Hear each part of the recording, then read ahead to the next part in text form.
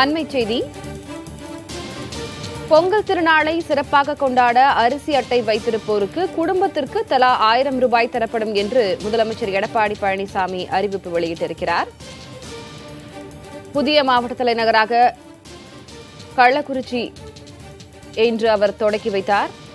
கள்ளக்குறிச்சி மாவட்டத்திற்கு பல்வேறு திட்டங்களையும் அறிவித்தார். அதனைத் தொடர்ந்து பொங்கல் திருநாளை சிறப்பாக கொண்டாட அரிசி அட்டை வைத்திருப்போருக்கு குடும்பத்திற்கு தலா 1000 ரூபாய் தரப்படும் என்ற அறிவிப்பினை முதலமைச்சர் எடப்பாடி பழனிசாமி வெளியிட்டிருக்கிறார்.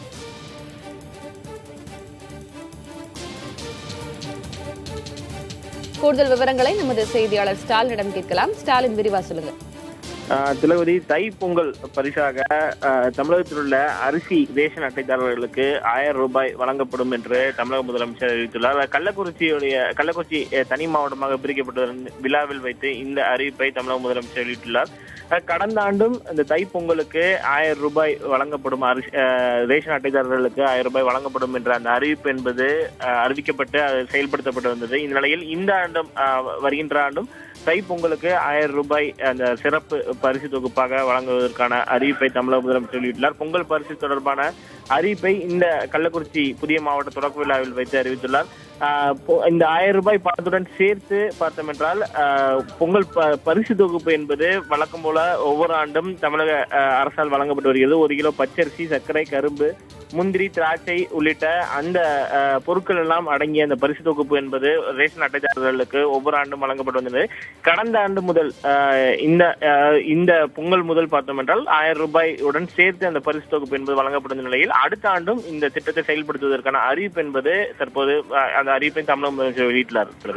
இணைப்பிலே இருங்க ஸ்டாலின், தொடர்ந்து பேசலாம். முதலமைச்சர் இந்த அறிவிப்பினை வெளியிட்டதற்கான அவர் பேசியவற்றை பார்க்கலாம். போதிய வருவாயின்றி சிரமம் ஏழை குடும்பம் தமிழர் திருநாளாம் பொங்கல் திருநாளை இந்த ஆண்டும் சிறப்பாக கொண்டாட சென்ற ஆண்டை போலவே இந்த ஆண்டும் அரிசி அட்டை வைத்துள்ள குடும்பங்கள் அனைவருக்கும் குடும்பத்திற்கு தலா 1000 ரூபாயுடன்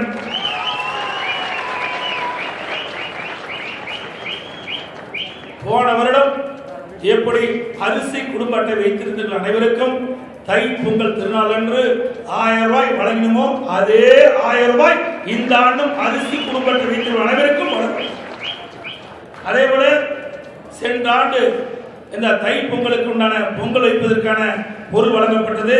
அதே போல 1 கிலோ பச்சரிசி, 1 கிலோ சர்க்கரை, கரும்பு, முந்திரி, திராட்சை உட்பட பொங்கல் பரிசு தொகுப்பு வழங்கப்படும் என்பதை மகிழ்ச்சியுடன் இந்த நேரத்தில் தெரிவிக்கிறேன். எனவே இது உங்களுடைய அரசு, மக்களுடைய அரசு, மக்களுடைய தேவைகளை அறிந்து நிறைவேற்றுகின்ற ஒரே அரசு அனைத்து இந்திய அண்ணா திராவிட முன்னேற்ற கழக அரசு. பொங்கல் பரிசு தொடர்பான அறிவிப்பை கள்ளக்குறிச்சி புதிய மாவட்ட தொடக்க விழாவில் முதல்வர் எடப்பாடி பழனிசாமி வெளியிட்டார். அதனை பார்த்தோம். கூடுதல் விவரங்களை வழங்கிய செய்தியாளர் ஸ்டாலின், உங்களுக்கு நன்றி. தொடர்ந்து இந்நேரத்திற்கான தலைப்புச் செய்திகளை பார்க்கலாம். அரிசி ரேஷன் அட்டை வைத்திருக்கும் அனைவருக்கும் பொங்கல் பரிசாக தலா 1000 ரூபாய் வழங்கப்படும். கள்ளக்குறிச்சி மாவட்ட தொடக்க விழாவில் முதல்வர் பழனிசாமி அறிவிப்பு.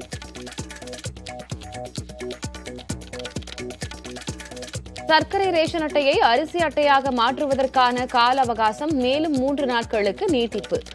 இன்று அவகாசம் முடிவடையும் நிலையில் தமிழக அரசு நடவடிக்கை.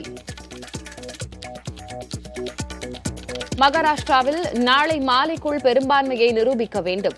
பட்னாவிஸ் தலைமையிலான பாஜக அரசுக்கு உச்சநீதிமன்றம் அதிரடி உத்தரவு. நம்பிக்கை வாக்கெடுப்பை ரகசியமாக நடத்தாமல் வெளிப்படையாக நடத்த உத்தரவு. சட்டமன்ற நிகழ்வுகளை நேரடியாக ஒளிபரப்ப வேண்டும் என்றும் ஆணை.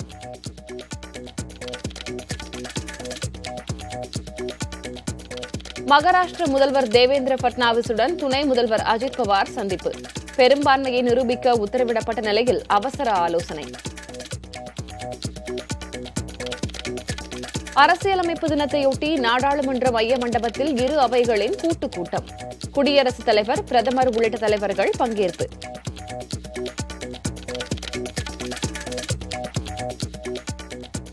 நாளை காலை விண்ணில் ஏவப்படுகிறது PSLV C-47 ராக்கெட்.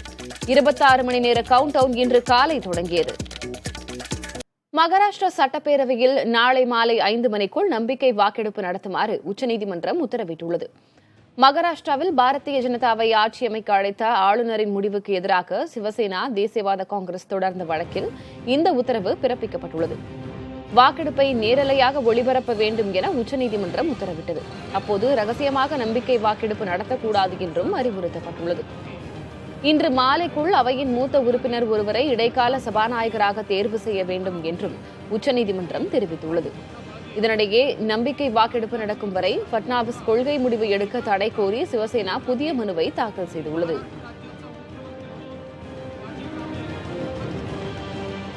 மகாராஷ்டிராவில் நாளைய தினம் நம்பிக்கை வாக்கெடுப்பு நடத்தப்பட வேண்டும் என்ற உச்சநீதிமன்றத்தின் உத்தரவை அம்மாநில காங்கிரஸ் மூத்த தலைவர் பிருத்விராஜ் சவான் வரவேற்றுள்ளார். மகாராஷ்டிராவில் பாரதிய ஜனதாவை ஆட்சி அமைக்க அழைத்த ஆளுநரின் முடிவுக்கு எதிராக சிவசேனா தேசியவாத காங்கிரஸ் தொடர்ந்த வழக்கில் நாளை மாலை 5 மணிக்குள் நம்பிக்கை வாக்கெடுப்பு நடத்த வேண்டும் என உச்சநீதிமன்றம் உத்தரவிட்டுள்ளது.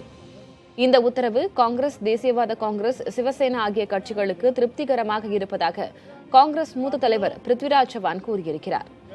நாளை மாலை நம்பிக்கை வாக்கெடுப்பு நடைபெறுவதால் காலை 11 மணிக்கு அனைத்து எம்எல்ஏக்களும் பதவியேற்க வாய்ப்பிருப்பதாகவும் அவர் தெரிவித்தார். குடிமக்களின் உரிமைகள் மற்றும் கடமைகளை குறிப்பிட்டிருப்பதே இந்திய அரசியலமைப்பின் சிறப்பு என பிரதமர் நரேந்திர மோடி பெருமிதத்தோடு தெரிவித்துள்ளார். இந்திய அரசியலமைப்பு தினத்தை முன்னிட்டு நாடாளுமன்றத்தின் மைய மண்டபத்தில் மக்களவை மற்றும் மாநிலங்களவை கூட்டுக்குழு கூட்டம் நடைபெற்றது. இந்த கூட்டத்தில் குடியரசுத் தலைவர் ராம்நாத் கோவிந்த், குடியரசு துணைத் தலைவர் வெங்கையா நாயுடு, பிரதமர் நரேந்திர மோடி, மக்களவை சபாநாயகர் ஓம் பிர்லா, மக்களவை மற்றும் மாநிலங்களவை உறுப்பினர்கள் கலந்து கொண்டனர். நிகழ்ச்சியில் பேசிய பிரதமர் நரேந்திர மோடி, இந்திய அரசியலமைப்பு சாசனத்தில் குடிமக்களின் உரிமைகள் மற்றும் கடமைகள் குறிப்பிடப்பட்டுள்ளது என்றும் அதுவே அரசியலமைப்பின் சிறப்பு எனவும் பெருமிதத்தோடு தெரிவித்தார். மேலும் அரசியலமைப்பில் குறிப்பிட்டுள்ள கடமைகளை குடிமக்களாகிய நாம் நிறைவேற்றுகிறோமா என்பதை சிந்தித்து பார்க்க வேண்டும் எனவும் பிரதமர் கேட்டுக் கொண்டார்.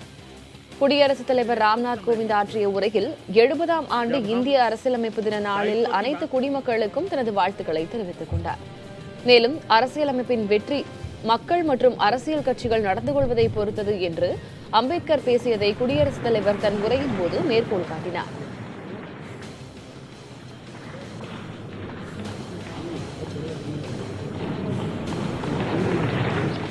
देश और विदेश में रहने वाले மகாராஷ்டிரா மாநிலத்தில் பாரதிய ஜனதா ஆட்சி அமைத்திருப்பதை கண்டித்து காங்கிரஸ் கட்சியின் இடைக்கால தலைவர் சோனியா காந்தி மற்றும் எதிர்க்கட்சிகளைச் சேர்ந்த மூத்த தலைவர்கள் நாடாளுமன்ற வளாகத்தில் உள்ள அம்பேத்கர் சிலை எதிரே போராட்டம் நடத்தினர். அரசியலமைப்பு தினத்தை முன்னிட்டு நாடாளுமன்ற மைய மண்டபத்தில் நடைபெற்ற கூட்டுக்குழு கூட்டத்தை காங்கிரஸ் உள்ளிட்ட எதிர்க்கட்சிகள் புறக்கணித்தன. அதே நேரத்தில் காங்கிரஸ் கட்சியின் இடைக்கால தலைவர் சோனியா காந்தி நாடாளுமன்ற வளாகத்தில் அமைந்துள்ள அம்பேத்கர் சிலை முன்பு நடைபெற்ற போராட்டத்தில் கலந்து கொண்டு இந்திய அரசியலமைப்பு சாசன புத்தகத்தை வாசித்தார்.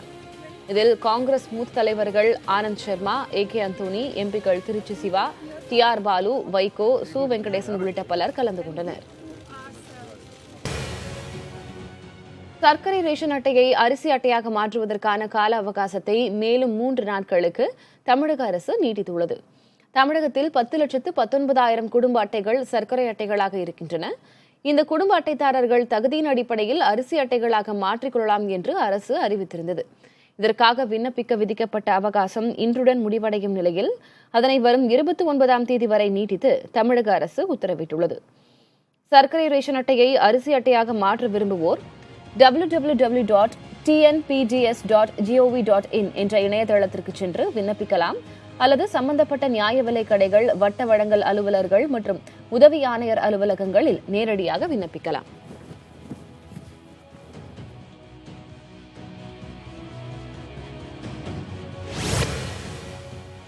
இந்திய பங்குச்சந்தைகள் வர்த்தக தொடக்கத்தில் இன்று இதுவரை இல்லாத புள்ளிகளை தொட்டு புதிய உச்சம் கண்டன. மும்பை பங்குச்சந்தையின் சென்செக்ஸ் வர்த்தக தொடக்கத்தில் 218 புள்ளிகள் அதிகரித்து 41,108 என்ற புதிய உச்சத்தை தொட்டது. தேசிய பங்குச்சந்தையின் நிப்டியும் வர்த்தக தொடக்கத்தில் 51 புள்ளிகள் உயர்ந்து 12,125 என்ற இதுவரை இல்லாத அளவை எட்டியது. சர்வதேச சந்தையில் நிலவும் சாதகமான சூழல் மற்றும் வெளிநாட்டு முதலீடுகள் சந்தையில் அதிகரித்து இருப்பதுமே இதற்கு காரணம் என்று சந்தை நிபுணர்கள் தெரிவிக்கின்றனர். டிசம்பர் 1ஆம் தேதி முதல் ஃபாஸ்டாக் என்ற கட்டாயமாகும் நிலையில் அந்த முறை எவ்வாறு செயல்படுத்தப்படும், எப்படி ஃபாஸ்டாகை பெறலாம் என்பது பற்றி இப்போது பார்க்கலாம். சுங்கச்சாவடிகளை கடக்கும்போது வாகன ஓட்டிகள் செலுத்த வேண்டிய கட்டணத்தை இணைய வழியில் மாற்றுவதே ஃபாஸ்டாக் முறை. டிசம்பர் 1ஆம் தேதியிலிருந்து இந்த முறை கட்டாயப்படுத்தப்படும் என மத்திய அரசு அறிவித்துள்ளது. சுங்கச்சாவடிகள் சில வங்கி கிளைகளில் விண்ணப்பித்து ஃபாஸ்டாகை பெறலாம். வாகனத்தின் பதிவுச் சான்றிதழ், பாஸ்போர்ட் அளவு புகைப்படம், அடையாள அட்டை மற்றும் முகவரிக்கான அடையாள அட்டை ஆகியவற்றை சமர்ப்பித்து விண்ணப்பிக்க வேண்டும். வங்கிகளை பொறுத்து 100 ரூபாய் முதல் 500 ரூபாய் வரை என கட்டணம் நிர்ணயிக்கப்பட்டுள்ளது. விண்ணப்பித்து ஃபாஸ்டாக் ஸ்டிக்கரை பெற்ற பிறகு கூகுள் பிளே மூலம் ஃபாஸ்டாக் செயலியை பதிவிறக்கம் செய்ய வேண்டும். அதில் 100 ரூபாயிலிருந்து அதிகபட்சமாக 1 லட்சம் ரூபாய் வரை ரீசார்ஜ் செய்து கொள்ளலாம். அனைத்து நடைமுறைகளும் முடிந்த பிறகு வாகனத்தில் ஒட்டப்படும் ஃபாஸ்டாக் ஸ்டிக்கர் சுங்கச்சாவடிகளில் ஸ்கேன் செய்யப்பட்டு வாகனங்கள் செல்ல அனுமதிக்கப்படும். ஒவ்வொரு சுங்கச்சாவடியை கடக்கும்போது ஃபாஸ்டாக் வேலட்டிலிருந்து தாமாக கட்டணம் எடுத்துக் கொள்ளப்படும். ஃபாஸ்டாக் கணக்கு இல்லாதவர்கள் 2 மடங்கு கட்டணம் செலுத்திய பிறகே சுங்கச்சாவடிகளில் அனுமதிக்கப்படுவார்கள். சுங்கச்சாவடிகளில் இருந்து 10 கிலோமீட்டருக்குள் வசிப்பவர்களுக்கு கட்டணம் குறைத்துக் கொள்ளப்படும் என தெரிவிக்கப்பட்டுள்ளது. இந்த புதிய முறையில் பயன்பாடுகள் என்று பார்த்தால் கட்டணம் செலுத்துவதற்காக நீண்ட நேரம் சுங்கச்சாவடிகளில் காத்திருப்பதை தவிர்க்கலாம். கட்டணத் தொகையை கையில் கொண்டு செல்ல வேண்டிய அவசியமில்லை. சுங்கச்சாவடிகளில் ஆன்லைனில் வசூலிக்கப்பட்ட கட்டண விவரம் SMS மூலம் தெரிவிக்கப்படும். இணைய வழியில் பண பரிவர்த்தனை செய்யப்படுவதால் காகித பயன்பாடு குறையும். வாகனங்கள் முழுமையான கண்காணிப்புக்குள் கொண்டு வரப்படுவதால் குற்றங்களை குறைக்க முடியும் என நம்பப்படுகிறது. பயன்பாடுகள் ஒரு புறம் இருந்தாலும் இந்த திட்டம் நடைமுறைப்படுத்துவதில் சில கேள்விகளும் முன்வைக்கப்படுகின்றன. தொழில்நுட்ப கோளாறுகள் ஏற்பட்டு வாகனங்கள் அனுமதிக்கப்படுவது தடைப்பட்டால் என்ன ஆகும்? கிராமப்புறங்களை சார்ந்த அனைவரும் இணைய பயன்பாட்டை அறியாத நிலையில் டிசம்பர் 1ஆம் தேதி முதல் ஃபாஸ்டாக் திட்டத்தை அமல்படுத்துதல் சாத்தியமா? இணைக்கப்பட்ட வங்கி கணக்கில் போதிய கட்டணத் தொகை இல்லை எனில் என்ன ஆகும் என்பன போன்ற சந்தேகங்களும் கேள்விகளாக முன்வைக்கப்படுகின்றன. புதிய தலைமுறைக்காக செய்தியாளர் அபிநயா. இந்தியாவில் உள்ள சுங்கச்சாவடிகளில் கட்டணம் வசூலிப்பதற்காக ஃபாஸ்டாக் டிஜிட்டல் முறை வரும் 1ஆம் தேதி முதல் கட்டாயமாகும் நிலையில் ஃபாஸ்டாகை எங்கு வாங்குவது, ஃபாஸ்டாக் மூலம் கட்டணம் செலுத்துவது எப்படி என்பது போன்ற விஷயங்களை இப்போது பார்க்கலாம். வரிசை கட்டி நிற்கும் வாகன நெரிசலில் இனி மணிக்கணக்கில் காத்திருக்க தேவையில்லை. சில்லறை மாற்றி வைத்துக் கொள்ள வேண்டிய அவசியமும் இல்லை. கூடுதல் பணம் வசூலிக்கப்படுகிறது என்ற பிரச்சனையும் இருக்க போவதில்லை. ஏனென்றால் ஃபாஸ்டாக் எனும் அதிநவீன தொழில்நுட்பத்தை நடைமுறைக்கு கொண்டு வந்திருக்கிறது மத்திய அரசு.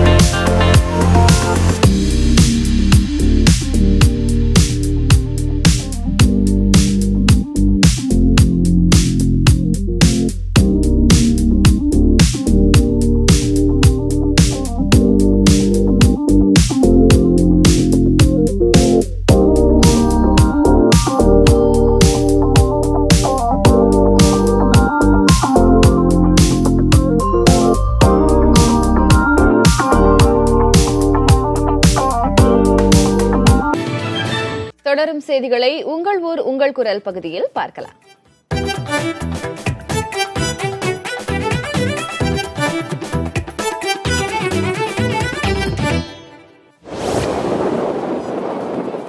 நாகை மாவட்டம் வேதாரண்யத்தில் கடல் சீற்றம் மற்றும் சூறைக்காற்றால் மீன்பிடி சாதனங்கள் வைக்கப்படும் கொட்டகைகள் நீரில் மூழ்கின. படகுகள் ஒன்றோடு ஒன்று மோதி சேதமடைந்தன. வங்கக்கடல் பகுதியில் பலத்த காற்று வீசி வருவதால் வேதாரண்யம், ஆறுகாட்டுத்துறை, கோடியக்கரை, புஷ்பவனம், வெள்ளப்பள்ளம் உள்ளிட்ட 10 கிராமங்களைச் சேர்ந்த மீனவர்கள் 5வது நாளாக மீன்பிடிக்க செல்லவில்லை. கடல் சீற்றத்தால் கடற்கரையில் மீன்பிடி சாதனங்கள் வைப்பதற்காக அமைக்கப்பட்டிருந்த கொட்டகைகளுக்குள் தண்ணீர் புகுந்துள்ளது. மேலும் கடற்கரையில் நிறுத்தி வைக்கப்பட்டிருந்த படகுகள் ஒன்றுடன் ஒன்று மோதி சேதமடைவதால் மீனவர்கள் அவற்றை மேடான பகுதியில் நிறுத்தும் பணியில் ஈடுபட்டிருக்கிறார்கள். முருகனின் அறுபடை வீடுகளில் முதல் படை வீடான திருப்பரங்குன்றம் சுப்பிரமணிய சுவாமி திருக்கோவிலில் இன்று முதல் செவ்வாய்க்கிழமை தோறும் பக்தர்களுக்கு சர்க்கரை பால் பிரசாதம் வழங்கப்படுகிறது. இந்த கோவிலில் மூலவர்களுக்கு அபிஷேகம் நடைபெறுவது இல்லை. அதற்கு பதிலாக மூலவர் கிரகத்தில் உள்ள தங்க வேலுக்குதான் அபிஷேகம் செய்யப்படுகிறது. இந்நிலையில் கோவிலுக்கு வரும் பக்தர்களுக்கு செவ்வாய்க்கிழமை தோறும் காலை 6 மணி முதல் இரவு வரை சர்க்கரை கலந்து அபிஷேக பால் வழங்க திட்டமிடப்பட்டுள்ளது. அதன்படி இந்து அறநிலையத்துறை ஆணையர் அனுமதியின் பேரில் இன்று காலை முதல் பக்தர்களுக்கு பிரசாதமாக காய்ச்சிய பால் வழங்கப்பட்டது. தேனி மாவட்டம் பெரியகுளம் பகுதியில் பெய்த பருவமழையால் எள் அமோக விளைச்சல் கண்டுள்ளது. பெரியகுளம் பகுதியில் மானாவாரி சாகுபடியாக எள், பச்சை பயிறு, தட்டப்பயிறு, கேழ்வரகு போன்றவை பயிரிடப்பட்டுள்ளன. இதில் எள் நல்ல விளைச்சல் கண்டுள்ளது. இதனை அடுத்து அறுவடை பணிகளில் விவசாயிகள் ஈடுபட்டுள்ளனர். கடந்த ஆண்டு குவிண்டால் எள் 9,000 ரூபாய் முதல் 10,000 ரூபாய் வரை விலை போனது. இந்த ஆண்டு 12,000 ரூபாய் முதல் 13,000 ரூபாய் வரை விலை போக வாய்ப்பிருப்பதாக விவசாயிகள் நம்பிக்கை தெரிவிக்கிறார்கள். கன்னியாகுமரி மாவட்டம் குளச்சல் மீன்பிடி துறைமுகத்தில் மீன் விலை கடும் வீழ்ச்சி அடைந்துள்ளது. கார்த்திகை 1ஆம் தேதி முதல் மண்டல பூஜைக்காக சபரிமலை நடை திறக்கப்பட்ட நிலையில் ஏராளமான பக்தர்கள் சபரிமலைக்கு மாலை அணிந்து விரதம் தொடங்கியுள்ளனர். இதனால் மீன் விற்பனை பெருமளவில் குறைந்துவிட்டதாக வியாபாரிகள் கூறுகின்றனர். இதன் எதிரொலியாக குளச்சல் மீன்பிடி துறைமுகத்தில் மீன் விலை கடுமையாக வீழ்ச்சி கண்டுள்ளது. ஒரு பெட்டி சாலை மீன் 2,000 ரூபாய் வரை விற்பனையான நிலையில் தற்போது 1,000 ரூபாய்க்கும் 1,500 ரூபாய் வரை விற்பனையான ஒரு பெட்டி கொழிசாலை மீன் தற்போது 800 ரூபாய்க்கும் விற்கப்படுகிறது. 1 கிலோ சூறை மீன் 50 ரூபாய் விலை குறைந்து 100 ரூபாய்க்கும், கணவாய் மீன்கள் கிலோ 20 ரூபாய் முதல் 40 ரூபாய் வரை விலை சரிந்து 80 ரூபாய்க்கும் விற்பனையானது. தீயணைப்புத்துறை நிலையங்களில் பயன்படுத்தும் வகையில் பொள்ளாச்சி போக்குவரத்து பணிமனையில் 24 புதிய தீயணைப்பு வாகனங்கள் தயாராகி வருகின்றன. நவீன வசதிகளுடன் கூடிய வாகனங்களுக்கு கூடு கட்டும் பணி நடைபெற்று வந்த நிலையில் முதல் கட்டமாக 7 வாகனங்களை தயாரிக்கும் பணிகள் நிறைவடைந்துள்ளன. இந்த வாகனங்கள் ஆத்துப்பொள்ளாச்சி ஆற்றுப்படுகை பகுதிக்கு கொண்டுவரப்பட்டு ஆய்வு செய்யப்பட்டன. தலா 36 லட்சம் ரூபாய் மதிப்பில் தயாராகியுள்ள இந்த வாகனங்கள் தேவையான தீயணைப்பு நிலையங்களுக்கு அனுப்பப்படும் என்று அதிகாரிகள் தெரிவித்தனர். தருமபுரி மாவட்டத்தில் சாமந்திப்பூ விளைச்சல் அதிகரித்து விலையும் உயர்ந்துள்ளதால் விவசாயிகள் மகிழ்ச்சியடைந்துள்ளனர். தற்போது கார்த்திகை மாதம் என்பதால் கோவில்களில் சிறப்பு பூஜைகள் மற்றும் சபரிமலை பக்தர்கள் அதிகமாக இருப்பதால் பூக்களின் தேவை அதிகரித்துள்ளது. இதையடுத்து தருமபுரி சாமந்தி பூக்களுக்கும் நல்ல விலை கிடைக்கிறது. ஒரு வாரத்திற்கு முன்பு வரை சாமந்திப்பூ கிலோ 80 ரூபாய்க்கு விற்பனையான நிலையில் தற்போது 170 ரூபாய்க்கு விற்பனை செய்யப்படுகிறது. அரியலூர் அருகே ஊருக்குள் தஞ்சம் புகுந்த அரிய வகை நட்சத்திர ஆமையை கிராம மக்கள் வனத்துறையிடம் ஒப்படைத்தனர். கைகாட்டியில் ஊருக்குள் நட்சத்திர ஆமை ஒன்று நகர்ந்து வந்தது. இதனை ஒருவர் பிடித்து தனது வீட்டில் ஒரு தொட்டியில் பாதுகாப்பாக வைத்தார். பின்னர் வனத்துறைக்கு தகவல் தெரிவித்ததை அடுத்து அவர்கள் வந்து ஆமையை கொண்டு சென்றனர்.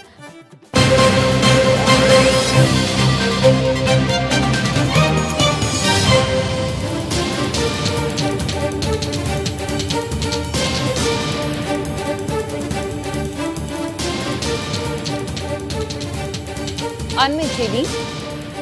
அயோத்தி வழக்கில் சீராய்வு மனு தாக்கல் செய்யப்போவது இல்லை என்று உத்தரப்பிரதேச சன்னி வக்ஃப் வாரியம் அறிவித்துள்ளது. தற்போதைய செய்தியாக பார்த்து வருகிறோம்.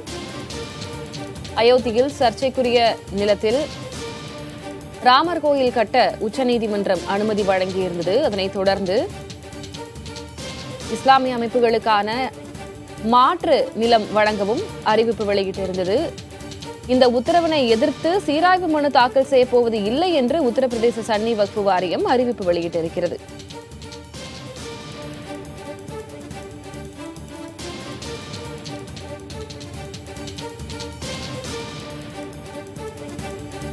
உத்தரப்பிரதேச மாநிலம் அயோத்தியில் பாபர் மசூதி அமைந்திருந்த இடத்தில் உள்ள 2.77 ஏக்கர் நிலம் யாருக்கு சொந்தம் என்ற வழக்கில் உச்சநீதிமன்றம் தீர்ப்பு வழங்கியிருந்தது.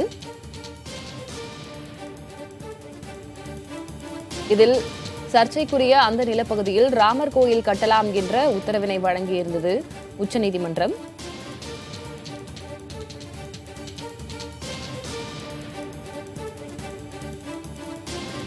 உச்சநீதிமன்றத்தின் அந்த தீர்ப்பை எதிர்த்து சீராய்வு மனு தாக்கல் செய்யப்போவது இல்லை என்று உத்தரப்பிரதேச சன்னி வக்ஃபு வாரியம் அறிவித்திருக்கிறது.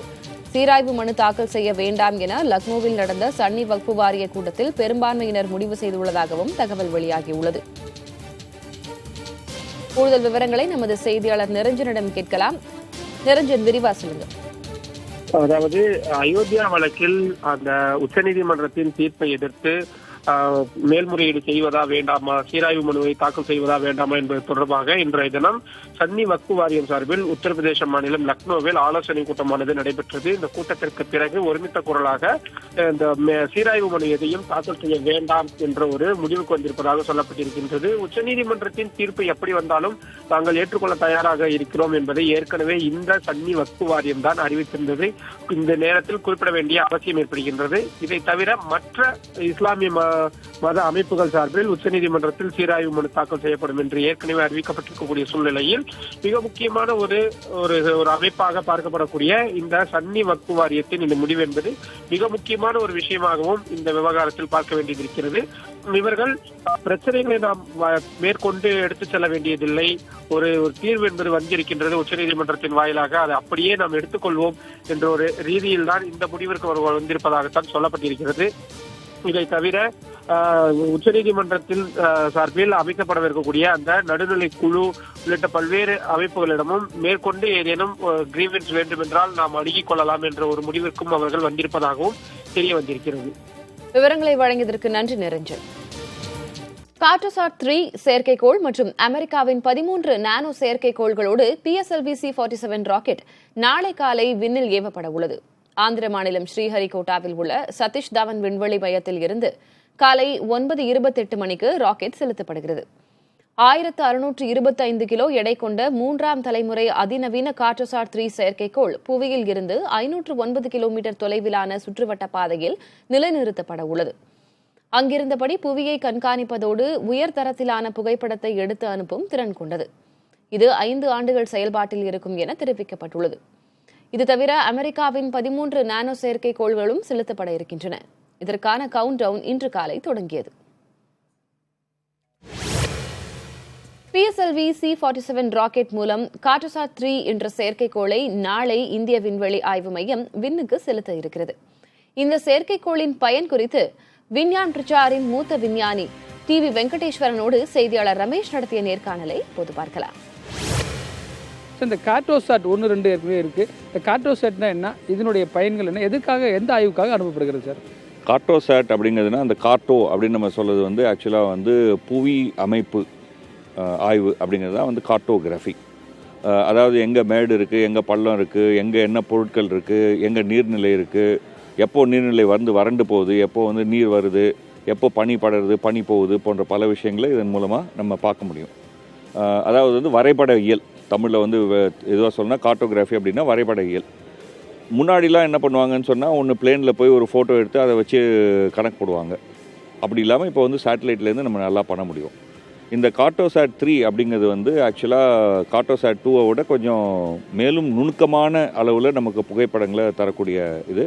அதாவது 0.25 மீட்டர்ஸ் 0.25 மீட்டர்ஸில் ஒரு பொருள் இருந்தால் அந்த பொருளையும் இந்த புகைப்படத்தில் நம்மளால் பெற முடியும். இந்த கார்டோசாட் வந்து அதை வந்து ஐடென்டிஃபை பண்ண முடியும். இதுக்கு வந்து 2 விதமான பயன் இருக்குது. ஒரு பயன் வந்து சாதாரணமாக இந்தியாவில் வந்து என்ன இருக்குது அப்படின்னு நம்ம பார்க்கலாம்.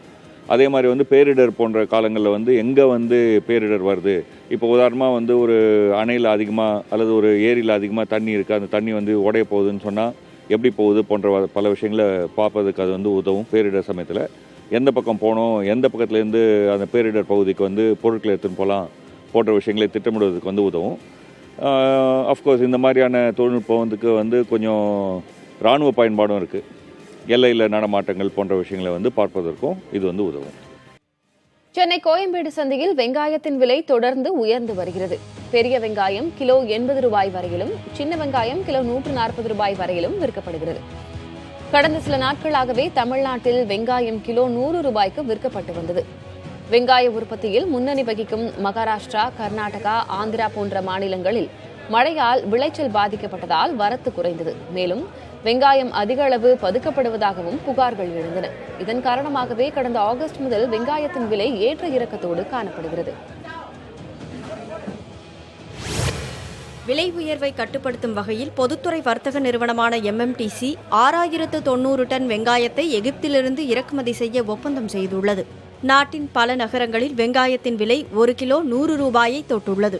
இதன் விலை ஏற்றத்தை கட்டுப்படுத்த மத்திய அரசு பல்வேறு நடவடிக்கைகளை மேற்கொண்டு வருகிறது.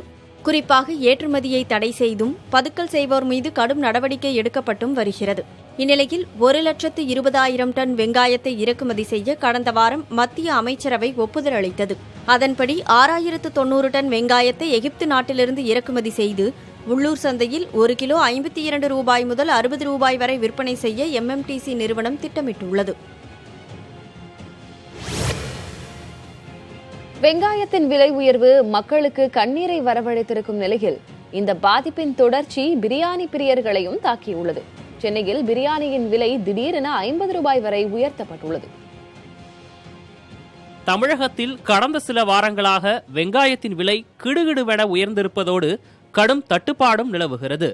சென்னை, கோயம்பேடு, திண்டுக்கல் மாவட்டம் ஒட்டன்சத்திரம் உள்ளிட்ட மாநிலத்தின் முக்கிய காய்கறி சந்தைகளுக்கு வெங்காய வரத்து சரிந்துள்ளது. வெங்காயம் கிடைப்பதில் பெரும் சிக்கல் இருப்பதால் ஹோட்டல்களில் உணவு சமைப்பதிலும் சிரமம் ஏற்பட்டுள்ளது. முக்கியமாக பிரியாணி தயாரிப்பில் வெங்காயம் அவசியம் என்பதால் பிரியாணி கடைக்காரர்கள் தவித்து போயுள்ளனர். இந்த பாதிப்புகள் பிரியாணியின் விலையில் எதிரொலித்துள்ளது. பிரியாணியின் விலையை கணிசமாக உயர்த்தியுள்ளார்கள் கடைக்காரர்கள். சென்னையில் நடுத்தர உணவகங்களில் தற்போது சிக்கன் பிரியாணியின் விலை 200 ரூபாயாகவும் மட்டன் பிரியாணியின் விலை 250 ரூபாயாகவும் உள்ளது. சிறிய மற்றும் சாலையோர உணவகங்களில் சிக்கன் பிரியாணி 120 ரூபாய் முதல் 130 ரூபாய் வரை விற்கப்படுகிறது. மட்டன் பிரியாணி 150 ரூபாய் முதல் 180 ரூபாய் வரை விற்பனையாகிறது. இது ஏற்கனவே விற்கப்பட்டதை விட 30 ரூபாய் முதல் 50 ரூபாய் வரை அதிகமாகும். ஒவ்வொரு வருஷமும் வெங்காய விலை கண்ணாப்பின்னான்னு ஏறிக்கிட்டே தான் இருக்குது. அதை பார்த்தாலே இப்போ கண்ணில் தண்ணி வருது. சாம்பார் எல்லாத்துக்குமே வெங்காயம் தேவைப்படுது. அதாவது வெஜிடேரியனில் வந்து எல்லாத்துக்குமே ஆனியன் இருக்குது. ஆனியன் இல்லாத ஃபுட்டே கிடையாது. ஜெயின் ஃபுட்டுன்னு சொல்லுவாங்க, அதுக்கு மட்டும்தான் ஆனியன் கிடையாது. அதனால் மித்த எல்லா பொருள்களுக்கும் ஆனியன் இருக்கிறது. அதனால் ஆனியன் தேவைப்பாடுகள் ரொம்ப அதிகம். நாங்களாம் ஒரு நாளைக்கு 1 டன் வாங்குகிறோம். இப்போ அதை வந்து 1/2 டன் ஆக்கியிருக்கோம். வேறு முடியல, எங்களால் அதுக்கு மேலே ஸ்பெண்ட் பண்ண முடியல. பிரியாணி அந்த மாதிரி ஐட்டத்துக்கெல்லாம் நாங்கள் முதல்ல ஆனியன் கொடுத்துட்டு இருந்தோம். இப்போ அதுக்கு பதில் ஆல்டர்னேட்டராக வேறு காய்கறி மிக்சிங் பண்ணி கொடுக்குறோம். ஆனியன் இல்லாத மாதிரி கொடுக்குறோம். சென்னையில் உள்ள நட்சத்திர விடுதிகளில் சிக்கன் பிரியாணி விலை 300 ரூபாய், மட்டன் பிரியாணி 350 ரூபாய் என உள்ளது. இது 50 ரூபாய் முதல் 100 ரூபாய் வரை விலை உயர்வாகும். பிரியாணியின் விலை கணிசமாக உயர்த்தப்பட்டிருப்பதால் பிரியாணி பிரியர்கள் கவலையடைந்துள்ளனர். தமிழகத்தின் 34வது மாவட்டமாக கள்ளக்குறிச்சி உதயமாகியுள்ளது. இதனையொட்டி கள்ளக்குறிச்சியில் நடைபெற்ற விழாவில் பங்கேற்ற முதல்வர் எடப்பாடி பழனிசாமி கள்ளக்குறிச்சி மாவட்டத்தின் நிர்வாக பணிகளை தொடக்கி வைத்தார். மக்களின் வசதிக்காகவும் அவர்களின் கோரிக்கைகளை விரைந்து நிறைவேற்ற வேண்டும் என்பதற்காகவே ஒரே ஆண்டில் 5 மாவட்டங்களை அதிமுக அரசு தொடக்கி வைத்துள்ளதாக முதல்வர் பெருமிதத்தோடு கூறினார். பழங்குடியின மக்களின் நலனை கருத்தில் கொண்டு கல்வராயன் மலையை உள்ளடக்கிய புதிய நிர்வாக வட்டம் உருவாக்கப்படும் என்று அறிவிக்கப்பட்டுள்ளது. கள்ளக்குறிச்சி அரசு மருத்துவமனையில் 12 கோடியே 50 லட்சம் ரூபாய் மதிப்பில் தாய்சேய் நலப்பிரிவு, 3 கோடியில் விபத்து மற்றும் அவசர பிரிவுகளும் தொடங்குவதற்கான பணிகள் நடைபெற்று வருவதாகவும் முதல்வர் தெரிவித்தார். மேலும் உளுந்தூர்பேட்டை அரசு மருத்துவமனையும் தரம் உயர்த்தப்படும் என முதல்வர் அறிவித்துள்ளார். நிகழ்ச்சியில் பேசிய துணை முதல்வர் ஓ பன்னீர்செல்வம், அதிமுக அரசு எவ்வளவு நலத்திட்டங்களை செயல்படுத்தினாலும் குறை சொல்வதையே எதிர்க்கட்சிகள் வழக்கமாக கொண்டுள்ளதாக சாடினார்.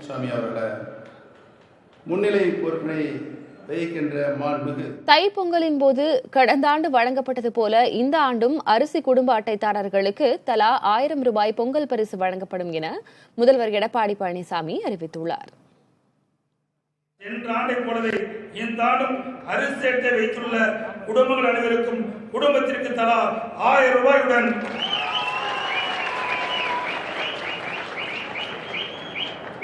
போன வருடம் எப்படி அரிசி குடும்ப அட்டை வைத்திருக்கிற அனைவருக்கும் தை பொங்கல் திருநாள் அன்று 1000 ரூபாய் வழங்கினோமோ அதே 1000 ரூபாய் இந்த ஆண்டும் அரிசி குடும்ப அட்டை வைத்திருக்கும் அனைவருக்கும் வழங்கும். அதே போல சென்ற ஆண்டு இந்த தை பொங்கலுக்கு உண்டான பொங்கல் வைப்பதற்கான பொருள் வழங்கப்பட்டது. அதே போல 1 கிலோ பச்சரிசி, 1 கிலோ சர்க்கரை, கரும்பு, முந்திரி, திராட்சை உட்பட பொங்கல் பரிசு தொகுப்பு வழங்கப்படும் என்பதை மகிழ்ச்சியுடன் இந்த நேரத்தில் தெரிவிக்கிறேன்.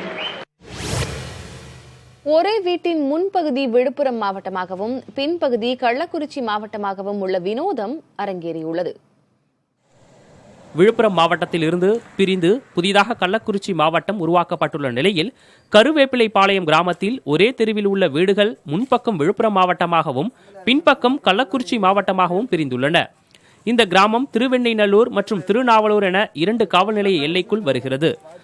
அதேபோல வருவாய்த்துறை, கிராம பஞ்சாயத்து, ஊராட்சி ஒன்றிய அலுவலக பணி என எந்த தேவையாக இருந்தாலும் திசைக்கொன்றாக செல்ல வேண்டியிருப்பதாக கூறுகிறார்கள் இந்த கிராம மக்கள். ஒரே வீட்டைச் சேர்ந்தவர் விழுப்புரம் மாவட்டத்தின் தலைநகரம் செல்வதற்கு 15 நிமிடம் ஆகும். அதே வீட்டின் பின்புறம் உள்ளவர் தங்கள் மாவட்டமான கள்ளக்குறிச்சி செல்ல 1 மணி நேரத்திற்கு மேலாகும் என்ற நிலை உள்ளதாக கிராம மக்கள் குழப்பத்தில் ஆழ்ந்துள்ளனர். ஒரு வீட்டில் முன்பக்க வாசல் கள்ளக்குறிச்சியாகவும் பின்பக்க வாசல் விழுப்புரமாகவும் மாற்றி வச்சிருக்காங்க. அந்த மாதிரி இந்த கிராமத்தில் நிறைய குளறுபடிகளை ஏற்படுத்தி வச்சிருக்கிறாங்க. ஆகையால தமிழக அரசோ இல்லது மாவட்ட நிர்வாகமோ உடனடியாக இதை ஆய்வு செஞ்சு மக்களிடம் கருத்து கேட்பு கூட்டத்தை நடத்தி மக்களே கருவேப்பிலைப்பாளையங்கிற பேர் மட்டும்தான் இந்த ஊருக்கு சொந்தமாக இருக்குதே தவிர ஒரு பஞ்சாயத்துக்கான எந்த ஒரு அடித்தளமும் கிடையாது. நாட்டில் சுமார் 2 லட்சத்திற்கும் அதிகமான ஏடிஎம்கள் செயல்பட்டு வரும் நிலையில் கிராமப்புறங்களில் 28% ஏடிஎம் மையங்கள் மட்டுமே செயல்பட்டு வருகின்றன. கடந்த ஜூன் மாதம் வரையிலான கணக்கெடுப்பின்படி நாட்டில் மொத்தம் 87,526 பொதுத்துறை வங்கிக் கிளைகள் செயல்பட்டு வருவதாக மக்களவையில் மத்திய நிதியமைச்சகம் பதிலளித்துள்ளது. இதில் 33%, அதாவது 28,815 வங்கிக் கிளைகள் கிராமப்புறங்களில் செயல்பட்டு வருவதாக தெரிவிக்கப்பட்டுள்ளது.